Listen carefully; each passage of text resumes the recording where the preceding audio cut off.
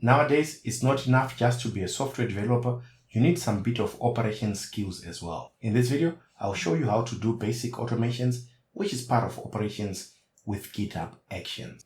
By the end of the video, you'll understand what continuous integration, continuous deployment, CICD is, and how to implement it in your day-to-day dev work using GitHub Actions. Briefly, let's cover CICD so that we are on the same page. Continuous integration is about automating the process of merging code into a shared repository. The goal is to make sure that the new code is tested and it integrates smoothly without breaking the system. On the other hand, continuous deployment is about automatically deploying the code after it passes the continuous integration step. As CI/CD automates the testing and deployment process, it saves time and allows you to release high-quality code more reliably. To get started, you need a couple of things. The first thing that you need is a GitHub repository with the source code. If you don't have one, I've linked in the description below the one that I'm using for this video. It's a simple Python FastAPI application, but you can use any programming language that you want. You also need access to a deployment server. In this case, I'll be using render.com as it's fast, free, and it's easy to demonstrate the CI/CD pipeline. You can replace render.com with any service that you're comfortable with, such as AWS, Vercel, etc. Lastly, you also need to know and understand a bit of YAML, as this is what is used to configure your automated build, test, and deployment pipeline with GitHub Actions. Now let's go to the GitHub repo. In the GitHub repo, on the top bar, there is the Actions tab. Click on it. Once you have some automation set up, you'll be able to see the logs and keep track of them here. Each automation contains one or more jobs, which in turn can have one or more steps. Each step in the job does one specific thing. When these jobs are combined in a sequence, they are called workflows. And when a workflow is running, you'll be able to see the progress of each step here in the Actions tab. If a step fails, then you know that something is wrong and you probably don't want to deploy that version of the code to the server. If all the steps are successful, you get a green check mark, which means that everything is working within the code base. The other component used in GitHub Actions is an event or a trigger. An event or a trigger is an activity that triggers a workflow run, pun intended. For example, a trigger can happen when somebody creates a pull request or pushes a commit to a repository. You can also trigger a workflow to run on a schedule, manually, or by posting to a REST API. Enough theory, let's now write our first workflow. Create a directory called .github/workflows, and then a YAML file called deploy.yaml. The YAML name is not important, but keep it sensible. Open the deploy.yaml file and enter the following code. Name, CI/CD, GitHub Actions demo workflow. This names the workflow for easy identification in the GitHub Actions dashboard. Next up, we create the trigger or triggers.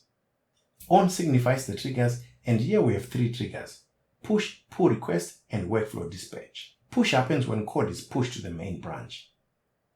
Pull request happens when a pull request is opened or updated on the main branch. And the workflow dispatch allows the manual trigger of the workflow from the GitHub console. Remember to use your branch name here if it is not main. Lastly, we create the jobs.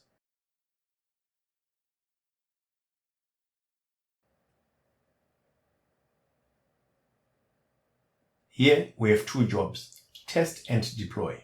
The test job is the continuous integration part of our process, and it runs our tests automatically. Runs on Ubuntu latest, specifies the runner for the virtual machine, and in this case it is Ubuntu. The test job has various steps, and this is what they do in summary. Check out code. This fetches the repository code into the runner. Setup Python. This configures the version of Python that we want to use. In this case, it is version 3.12. It also adds pip to the path, and it caches dependencies for faster future runs. Install dependencies. As the name implies, this installs the packages or dependencies from requirements.txt using pip. Then we have run tests. This executes PyTest and runs our tests. The deploy job is the continuous deployment part of our process, and it deploys this new version of the code to the deployment server. Needs test. This ensures that the test job, and by extension, the test must pass before the deployment runs. Runs on Ubuntu latest. This is the same as explained above. It is a virtual machine runner to use for the job. Every job in GitHub Actions must specify its own runs on, so this is not a duplication.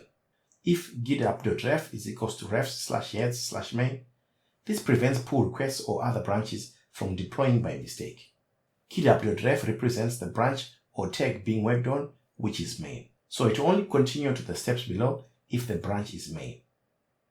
For deploy, we only have one step: trigger render deploy. This makes a post request to render's deploy URL to redeploy the application with the latest code.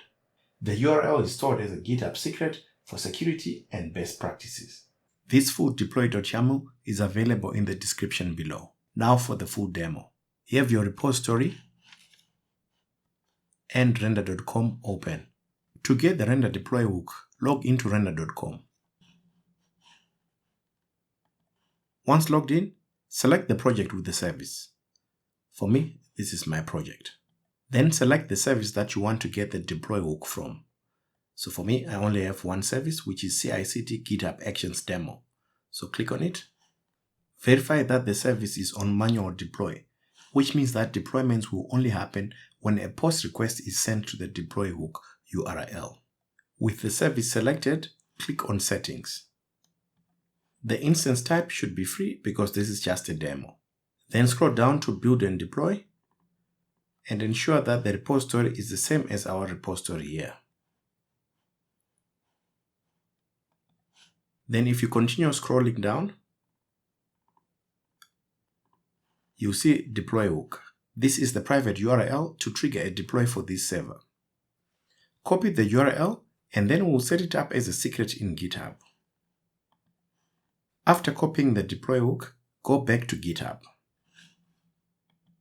Just make sure you're in the right repository and then in the top bar, click on settings. Under security and quality, click on secrets and variables. It's a drop down. Then click on actions. The actions secrets and variables will open. Click on new repository secret and then give your secret a name. So on the name, we have to put render deploy hook, and then on the secret, we need to paste in the URL. Then click on add secret to add the secret. With this, our secret is added. Just make sure that this secret name is the same as the secret in our code, which is render deploy hook. With this, everything is set up. Now go back to the Actions tab so that we can see action when we deploy. Go back to render as well, and then select events. This is also to see the logs. Now we have to open our code, save the deploy.yaml file, and then do a commit. So we're just going to check with git status. Okay, so you can see only the .github file is the new stuff, so we're going to commit it.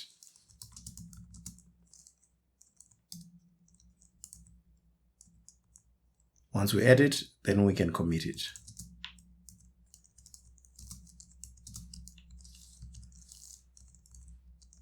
This is my commit message. It's just going to be deploy demo. So remember, we have created 3 triggers: push, pull request, and workflow dispatch. So when we push to the branch main, this workflow is going to run. I am working on the main branch, but just to confirm, just do a git branch. As you can see, I'm working on the main branch. So when I push this commit, the workflow will run. The push was successful. Now if I come back to GitHub and click on actions again, this is the same as refreshing.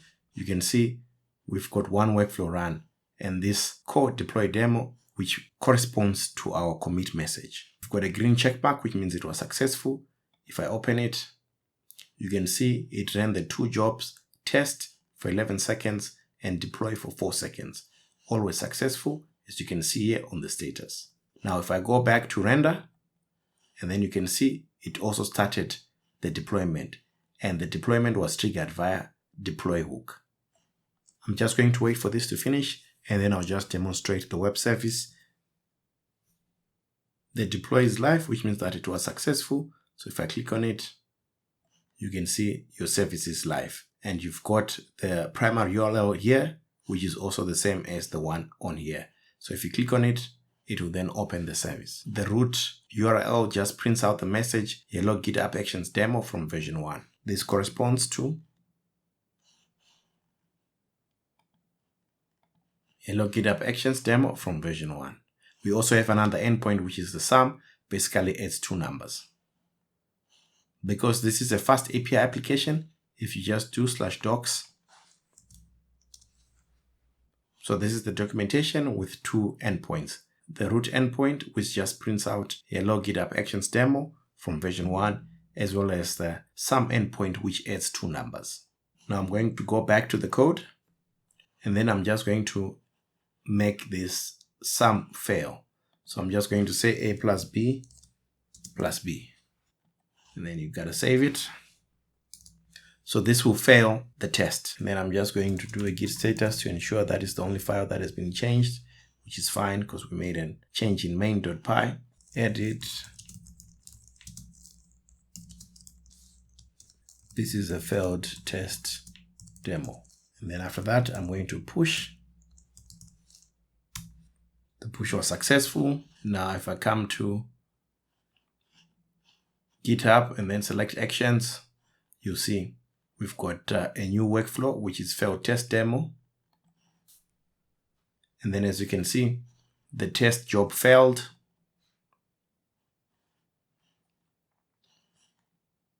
And because the test job failed, the deploy was not run. The job was skipped. And this makes sense because in our deploy YAML, we said that we've got 2 jobs, test and deploy needs test. So test needs to pass for deploy to run. And as you can see, test failed, so deploy did not run. I'm just going to fix the error. Save. And then also update the message to say, hello GitHub Actions demo from version 2. I also need to update the test for that because it's saying version 1. So this becomes version 2. So at this point, everything should pass.